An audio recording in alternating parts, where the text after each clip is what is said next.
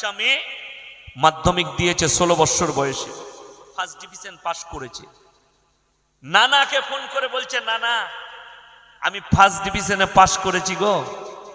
Pass করেছো? বাহ, আলহামদুলিল্লাহ। কি লিবে বলো? বলে স্ক্রিন টাচ একটা ভালো মোবাইল চাই, ভিভো Y20। নানিকে বলছে ভিভো Y20 চাই। লাতনি চেয়েছে, পয়সা নাই, কারো কাছে 5000 ধার করেছে, আর নানি কোপরে কাপড় গুঁজে গিয়ে রাস্তায় বেরিয়ে গ্রুপ লোন নিয়েছে 10,000। লাতনিকে মোবাইল কিনে দিতে হবে, দিয়ে 15,000 টাকার একটা মোবাইল কিনে দিয়েছে, যেটার দ্বারা সে জিনায় লিপ্ত হচ্ছে, যেটার দ্বারাই তার জিন্দগি বরবাদ। এক তো হারাম কাজ করেছে, হারাম টাকা নিয়ে হারাম জিনিস কিনে দিয়েছে।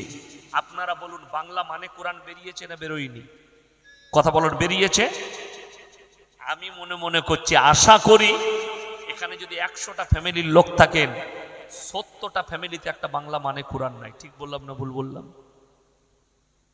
আপনি লাতনিকে 15,000 টাকার মোবাইল কিনে দিতে পেরেছেন পাপ করার জন্যে, জিনা করার জন্যে, কিন্তু আপনি তাকে একটা 500 টাকা দামি বাংলা মানে কোরআন কিনে দিতে পারেননি, নামাজ শিক্ষার বইটা দিতে পারেননি, দুটো বড় আলেমের লেখা তারবিয়তের বই দিতে পারেননি, যেটার দ্বারা তার আখলাক হবে। মা আয়েশার জীবনীর বই কিনে দিতে পারেননি, হযরতে উম্মে কুলসুমের জীবনীর বই কিনে দিতে পারেননি। এইটাই হচ্ছে দুর্বলতা। আপনি তাকে দিলেন হাতে তুলে বেঈমান কাফেরদের তৈরি জিনা করার একটা রাস্তা, জরিয়া তাকে দিলেন আপনি। কত দুঃখ লাগে আজকে সমাজে। 100টা যদি এখানে স্টুডেন্ট বসে থাকে, আমার মনে হয় 80টা যুবক সে জানেই না আরবি 12টা মাসের নাম, তালবিলিম ছাড়া। আর আপনি জিজ্ঞেস করুন আমাদের মাদ্রাসা নাজেরা ক্লাসের একটা তালবিলিমকে জিজ্ঞেস করলেও 12টা আরবি মাসের নাম বলবে।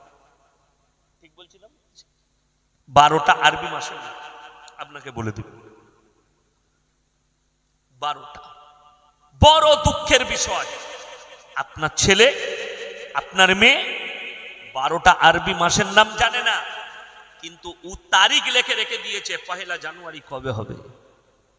ও তারিখ লিখে রেখে দিয়েছে 25শে ডিসেম্বরটা কবে।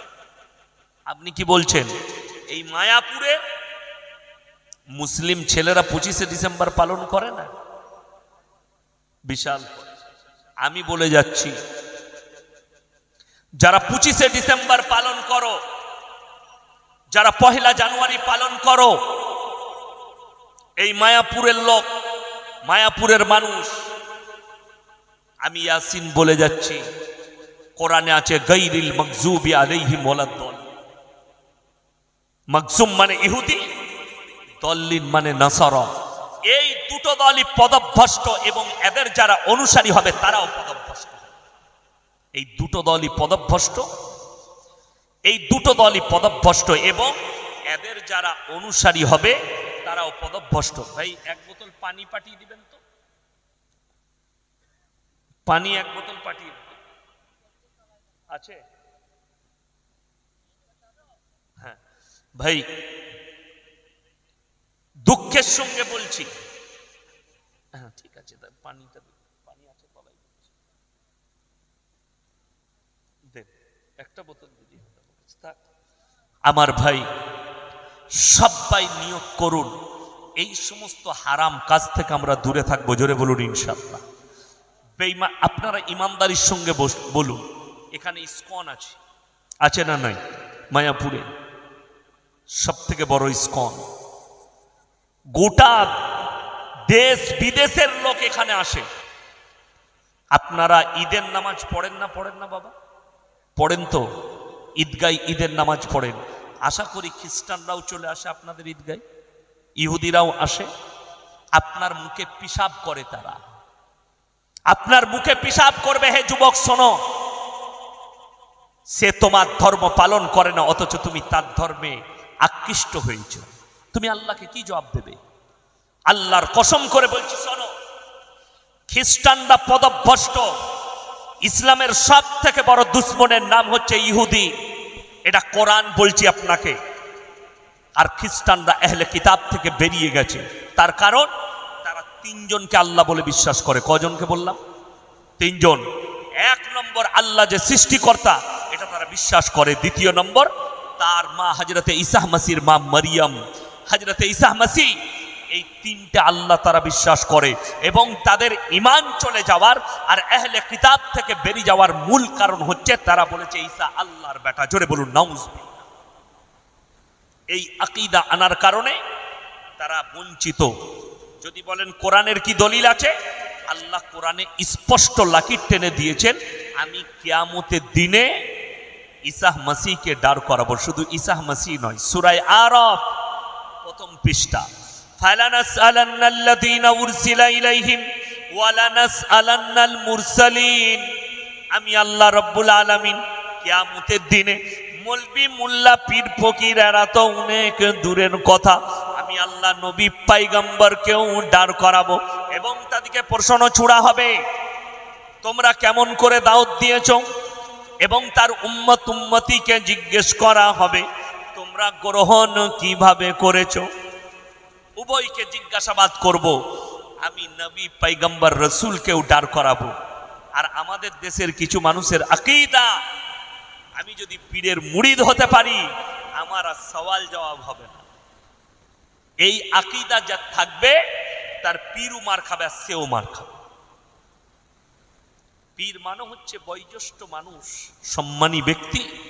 আমি আলেম, আমাকে রিসপেক্ট করবেন। আপনার ইমাম, তাকে সম্মান করবেন, রিসপেক্ট। আর আপনি যদি বলেন পয়সা দিয়ে ইমাম সাহেবকে রেখেছি, ইয়াসিন ভাইকে দাওয়াত করে দেশি মুরগি খাইয়েছি, ইয়াসিন ভাইকে দাওয়াত করে পোলাও খাইয়েছি, আর অসুবিধা নাই, আমি পাপের সাগরে ডুবে থাকলেও ইয়াসিন ভাই জান্নাতে নিয়ে যাবে। যদি এইরকম কেউ বলে তা জানবেন সেটা পীর লয়, সেটার নাম ভণ্ড। অরিজিনাল পীর যারা হবে সে আপনাকে নামাজের দাওয়াত দিবে। আপনার আমার বাপ আব্বারা ভালো কাজের কথা বলে না খারাপে? কারোর বাপ বলে মদ খাবি, কারোর বাপ বলে গাঁজা খাবি, বলে না। আরে বাপের থেকে বড় পীর কে আছে যে এত সুন্দর নসিহত দেয়, ভালো হও, ভদ্রভাবে চলো। বাপ তো নসিহত করে।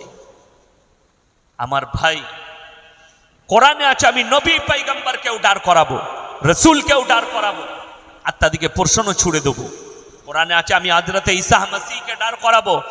ইয ক্বাল আল্লাহু ইয়া ঈসা ইবনে মারইয়াম আনতা কুলতা লিন-নাস ইত্তাখিদুনি ওয়া উম্মি ইলাহাইনি মিন দুনিল্লাহ। তুমি কি বলেছিলে তোমার কওমকে আল্লাহ ছাড়া আমি আর আমার মা আরো দুটো আল্লাহ? ঈসা নবী বলবেন ক্বালা সুবহান মা ইয়াকুনু লি আন আকুলা মা লাইসা লি বিহাক ইন কুনতু কুলতুহু ফাকাদ আলিমতা তা'লামু মা ফি নাফসি ওয়া লা আ'লামু মা ফি নাফসিক ইন্নাকা আনতাল্লামুল গুয়ুব। যে কথা বলার আমার হক নেই, যে কথা বলার আমার অধিকার নাই, সে কথা আমি কেমন করে বলতে পারি? আর আমি যদি বলে থাকতাম আপনার অজানা হতো না, আল্লাহ উত্তর দেবেন, হে আমার ঈসা, আমি সব জানি। এই নেমক হারাম দিকে বিশ্বাস স্থাপন করানোর জন্য আমি তোমাকে দাঁড় করিয়েছি। এরপরে তার কওমকে বলা হবে তোমাদের একটাই রাস্তা, সেটা হচ্ছে জাহান্নাম। যেহেতু আল্লাহর সঙ্গে শরীক করেছো তার মা মারিয়ামকে আর ঈসাকে, যাদের সৃষ্টিকর্তা আমি আল্লাহ। আল্লাহ তাআলা প্রত্যেকটা জিনিস থেকে পবিত্র এবং পাক। জোরে বলুন সুবহানাল্লাহ। আল্লাহ প্রত্যেকটা জিনিস থেকে পবিত্র। আমরা খানা খাই, আল্লাহ খাবার থেকে পাক। আমরা নিদ্রায় যাই, আল্লাহ নিদ্রা থেকে পাক। আমরা ভাবনা চিন্তা করি, আল্লাহ এটা থেকে পাক। প্রত্যেকটা জিনিস থেকে আল্লাহ পবিত্র। কেন? গোটা পৃথিবীর সৃষ্টিকর্তা কে? সকলে জোরে বলুন আল্লাহ। জানবেন আবার আপনার সকলের জান আল্লাহর কবজায় আছে। এইটা মাথায় রাখতে হবে।